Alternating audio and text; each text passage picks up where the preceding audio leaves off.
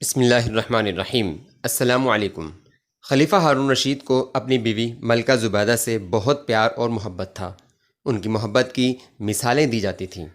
ایک مرتبہ ہارون رشید اور ملکہ زبیدہ میں کسی بات کے دوران تکرار ہوا۔ اختلاف نے جب طول پکڑا تو ہارون رشید نے غصے میں قسم کھا لی کہ آنے والی رات تم میری سلطنت سے باہر گزارو ورنہ تمہیں طلاق۔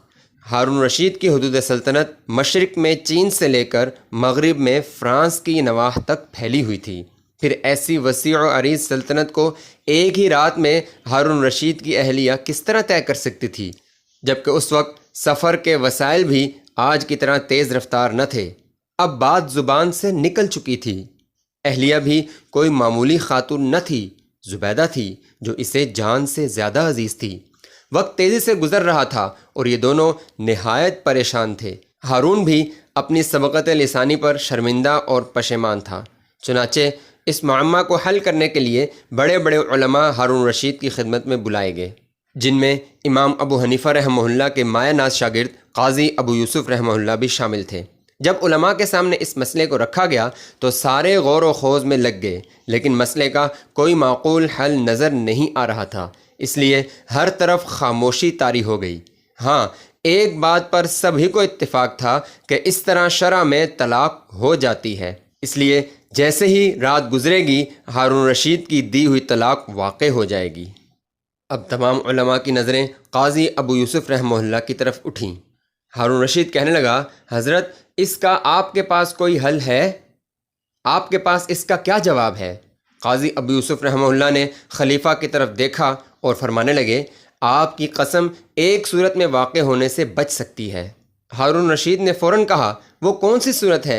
امام ابو یوسف نے کہا، اپنی بیوی سے کہیں کہ وہ آج رات کسی بھی مسجد میں گزار لیں، اس لیے کہ مسجد آپ کی ملکیت نہیں ہے، وہ اللہ کی ملکیت ہے اور وہ آپ کی سلطنت سے باہر ہے، کیونکہ اللہ تعالیٰ کا ارشاد گرامی ہے، اور بے شک مسجدیں تو اللہ ہی کے لیے ہیں، پس اللہ کے ساتھ کسی اور کو نہ پکارو۔ امام ابو یوسف رحمہ اللہ کا فتویٰ سن کر دربار کے تمام لوگ عش عش کر اٹھے اور ان کی ذہانت اور فطانت کے قائل ہو گئے۔ چنانچہ قاضی ابو یوسف رحمہ اللہ کے فتویٰ کے مطابق ہارون رشید کی اہلیہ زبیدہ نے رات مسجد میں گزاری اور اس طرح ہارون رشید کی اہلیہ طلاق سے بال بال بچ گئیں۔ طلاق کا ایسا ہی عجیب واقعہ امام شافعی رحمہ اللہ کے دور میں بھی پیش آیا۔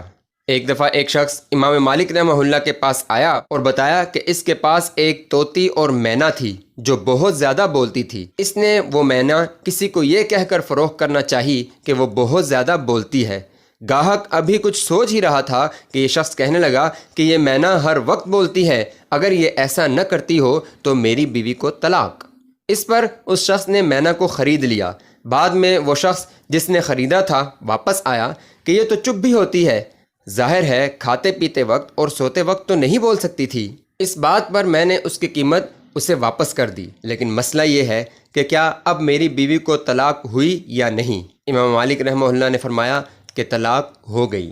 امام شافعی بھی اسی مجلس میں موجود تھے، انہوں نے فرمایا کہ طلاق نہیں ہوئی، اور دلیل کے طور پر فاطمہ قیس رضی اللہ عنہا والی حدیث بتائی جس میں رسول اللہ صلی اللہ علیہ وسلم نے ایک صحابی کے متعلق فرمایا تھا کہ وہ تو ہر وقت کندھے پر لاٹھی اٹھائے رکھتا ہے، کبھی اتارتا ہی نہیں۔ امام مالک رحمہ اللہ نے جب یہ بات سنی تو امام شافعی رحمہ اللہ کی دین فہمی پر بہت خوش ہوئے اور ان کی تعریف کی۔ سامعین کرام، یہ واقعات ہمیں سبق دیتے ہیں کہ اپنے دینی مسائل ہمیشہ علماء سے ہی حل کروانے چاہیے۔ اچھے واقعات کے لیے چینل کو سبسکرائب کریں۔